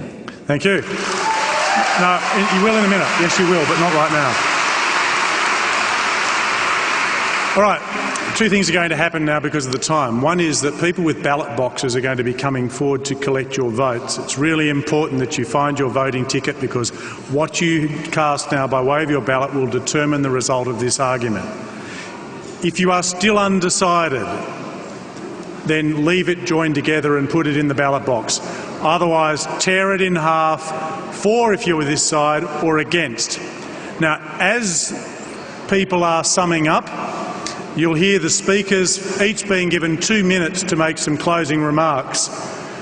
Because of the way in which Adrian needed to speak, I'll let him go first and we'll go in reverse order so that you can address issues, which means Peter will be finishing up. So please vote quietly, listen in to what people are having to say. Adrian Richardson, your 2 minutes begins now. For me, this is a personal choice. I have no problem with the, when I've done this before, I've killed an animal. In fact, when I was 12 years old, my father, the vegetarian, who he was a vegetarian, took me out to the back paddock of the farm we were living on, and I shot my first sheep. We skun it, we gutted it, and we hung it in the cellar for a couple of days, wrapped in cloth. That's the way you tenderise it. My father sat me down a couple of days later when we ate the meat. And he said to me, Adrian, this is where meat comes from. An animal dies so that you can eat meat. It's your job to make sure you use every part of it and treat that animal with respect. And that's the way I've lived my life, and that's what I do. That's why I eat meat. I have no problem with it. The gentleman over there said that we can't kill an animal with our bare hands. Well, I've killed a few chickens and a few rabbits with my bare hands. You know, and if I was out in the wild, that's what I would do. But I have no problem with it, and I'm sure there's a lot of people who don't have that problem at all. And if you have a problem with the death of an animal, then don't eat meat. I think it's a most noble thing. That's what I'm thinking.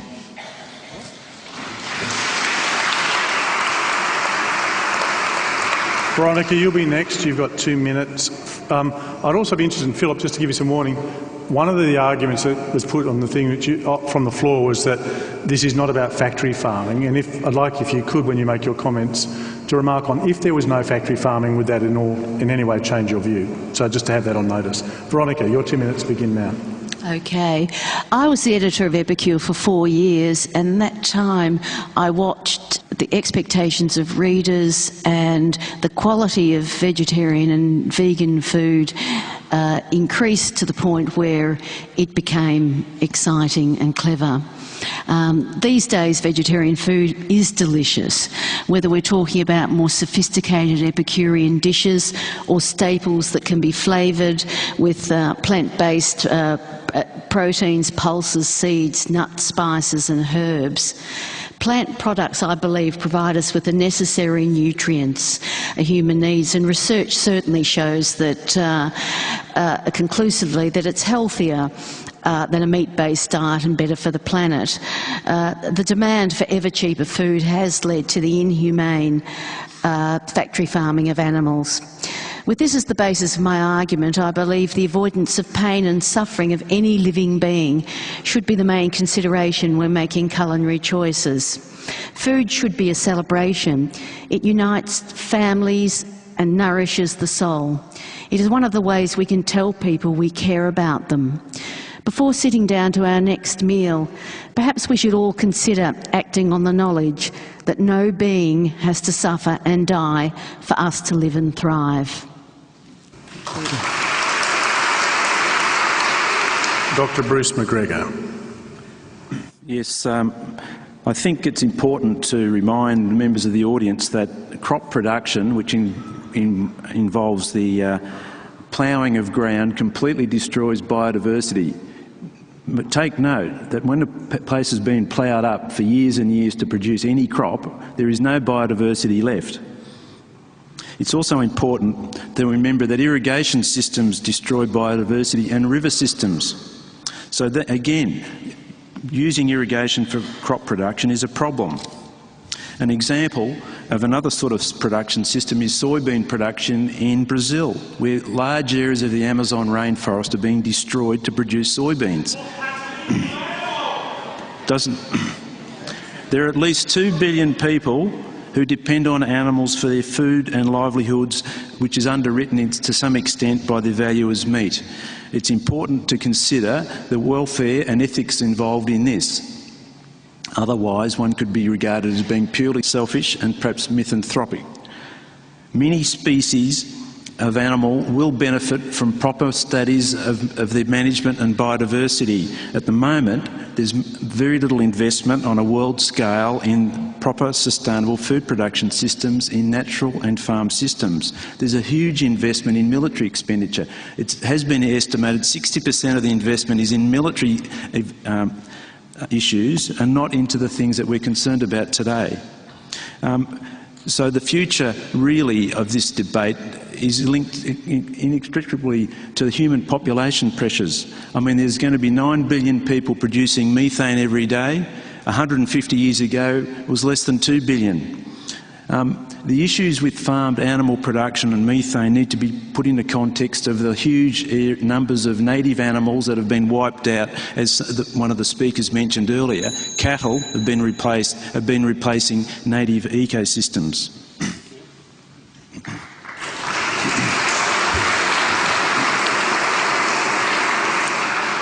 Philip Woolen. Simon, I'll answer your question as long as it doesn't come into my response time. Okay. It'll only take me a couple of seconds. Yeah. I completely disagree with factory farming. Most of the animals, the meat that we consume today, comes out of factory farms.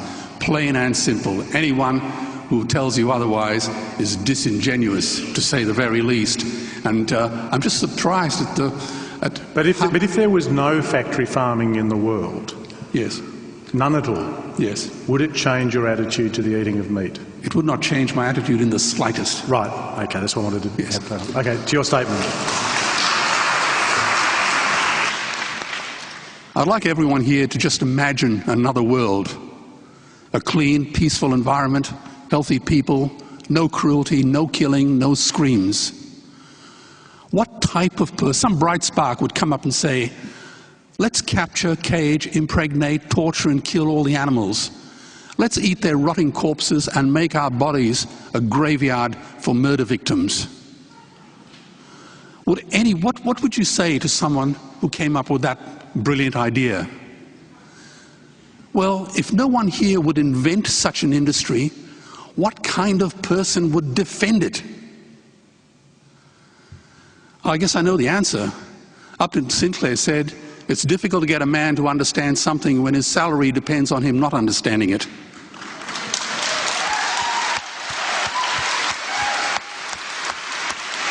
Now, during this debate, while we've been having this debate, 30 million animals have been murdered.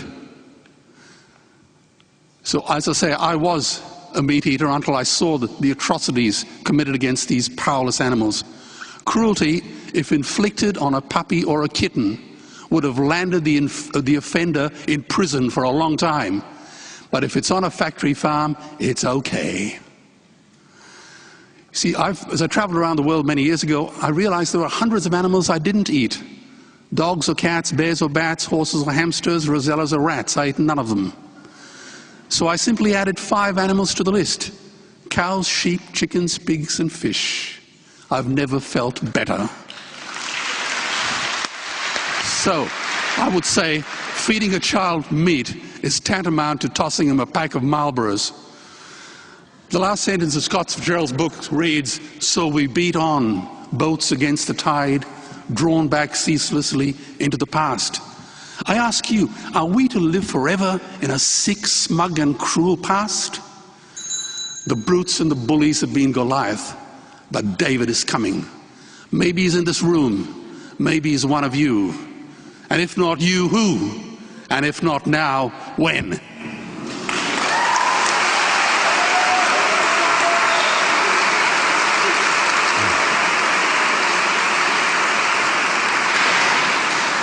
Fiona Chambers.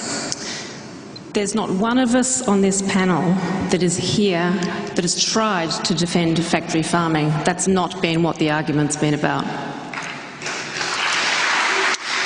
You are not correct in saying that just about all meat is from factory farming in Australia. In Australia, the situation is different, and we've only got 6% of arable land, and the vast majority of that is extensively grazed on low-impact, environmentally sustainable systems. Not all of it, and I'm not defending the part that's not sustainable, but it's not true to say that most livestock is from intensive situations. here in the beef situation. In terms of humane slaughter, it's been said that it's not possible to slaughter animals humanely, and that's not true. It's not true because I've seen and witnessed, I've seen bad slaughters and I've seen good slaughters, and animals can be slaughtered. They can be slaughtered without pain and without suffering, and it's our absolute responsibility to ensure that that happens every time if we're going to be slaughtering animals.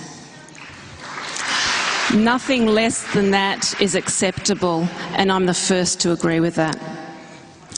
But this debate was not about whether or not it's possible to slaughter animals humanely, because that in itself is not a reason for why animals should not be on the menu or whether they should be on the menu. Just to say it's possible to kill them humanely is not reason enough. But to use animals in a sustainable system to build soil is a reason to keep animals on the menu. Thank you. Peter, if you could, a question that was asked from up the back, which you might address just before you use your 2 minutes, was to do with whether or not adequate consideration has been given to people from other parts of the world and other cultures where the eating of animals for them may be their best source of sustenance. So is this a precious argument amongst people who are affluent to the extreme in comparison to them? Well, certainly, I think that I interpret the question as a choice for us. And we have choices.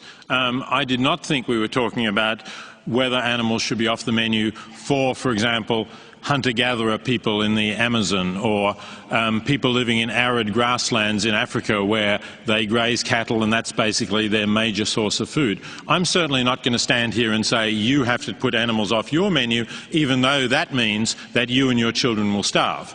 I think the ethical issue is one for us who can walk into a store and either buy meat or buy some equally or more nutritious plant-based foods. I think that's the case where I would argue that animals should be off the menu.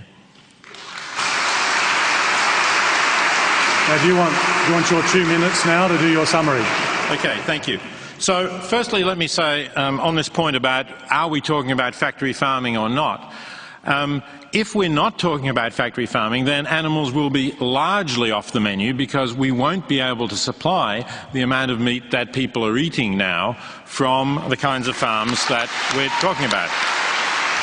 I mean, I think Adrian said that people should buy Fiona Chambers pork. Well, how many? I don't know if you can feed even this audience, let alone all the people out there. And there may be other organic farmers who are trying to do the right thing by their animals, but it is still a very small niche market. I'd like to see it expand, I suppose, at the cost of the factory farms. That would be certainly better than the factory farms continuing. I'd welcome that to that extent. But really, we can't sustain the kind of meat eating that we have in the society from these small organic farms. That's sad, but it's the truth of the matter. Now, Bruce talked about crop production, but the fact is, and the damage it can do to the environment, but the fact is that we would need much less of it if we were not feeding crops to animals. He mentioned the Brazilian soybean production, but I think 70 or 80% of that is fed to animals. So that's exactly the problem.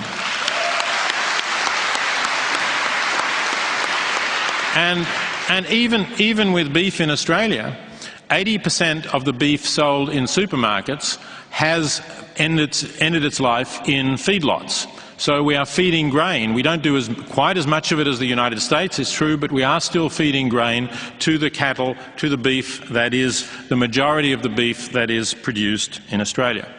Finally, I want to say something about this issue of slaughter. I welcome the fact that Fiona Chambers is concerned about the suffering and cruelty. She says that it should be humane every time. The problem is that in a commercial slaughterhouse, you make money by processing more animals. There's a book called Every 12 Seconds. That's how long in a particular slaughterhouse where this man worked every 12 seconds another animal was being killed. You just cannot keep up the humane standards reliably when you're under constant pressure to kill more animals faster. So if we want commercial slaughter, there are going to be cases of cruelty. You'll never make sure that it's all humane. Thank you, Peter.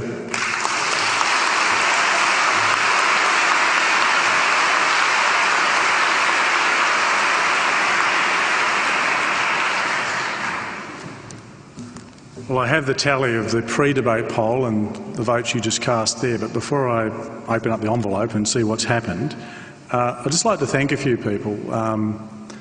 To our partners here, the people from the Wheeler Centre who brought us all together, fantastic people from the Melbourne Food and Wine Festival. I'm sure many of you are here because of their advocacy for a discussion about this topic. The staff and management of the Town Hall, the volunteers who've conducted this ballot, all of them out there busily counting, the editor and management of The Age, who are a partner we've had now for 3 years, the Mayor, Alderman and officers of the City of Melbourne, the Managing Director and staff of the ABC and our supporters, AMP. The next debate is on the topic, and it's on the 8th of May, that freedom of speech is overrated. And I suppose it's a hard argument to advance given what we've been doing tonight. But before I even give you the results, whatever the result is, would you join with me in thanking Peter Singer, Fiona Chambers, Philip Wallen, Bruce McGregor, Veronica Ridge and Adrian Richardson.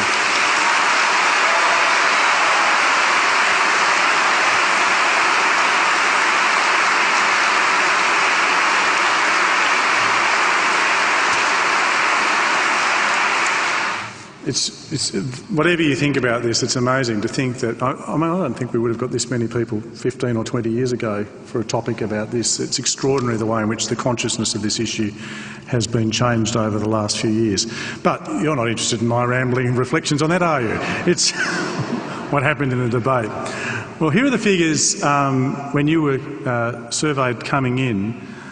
The results were that there were 65% of people for the motion, 22.5% against, and 12.5% of you were undecided. At the end of the debate, the undecided has reduced to 6.9%.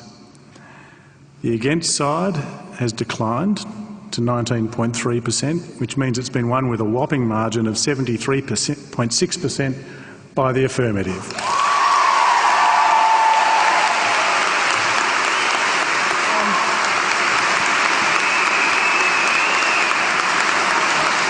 Finally, thank you to all of you for coming along tonight, for your support, and I now declare the debate to be closed.